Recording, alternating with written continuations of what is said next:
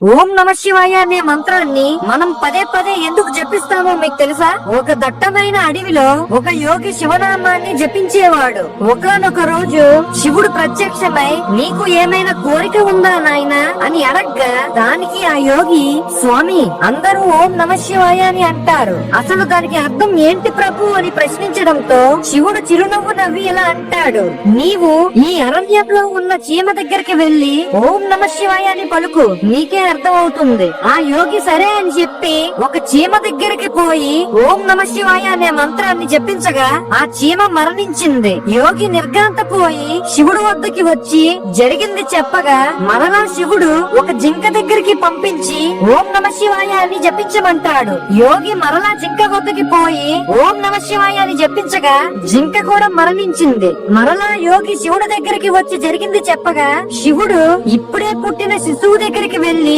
చెప్పిరా అనేసరికి అప్పుడు ఆ యోగి, వద్దు ప్రభు, ఆ శిశువు హత్య నాకు చుట్టుకుంటుంది అని చెప్పడంతో ఆ శంకరుడు వెళ్ళు నీకే అర్థమవుతుంది అనడంతో అప్పుడు ఆ యోగి ఒక ఆశ్రమంలో అప్పుడే జన్మించిన శిశువు వద్దకి పోయి ఓం నమ శివాయ అనే మంత్రాన్ని జపిస్తాడు. ఆ బాలుడు ఏమయ్యా మహర్షి వచ్చావా అనేసరికి ఆ యోగి ఆశ్చర్యపోయాడు. అయ్యా నేను చీమగా ఉన్నప్పుడు ఓం నమ శివాయ అనే పలికేటప్పుడు నేను జింకగా జన్మించాను.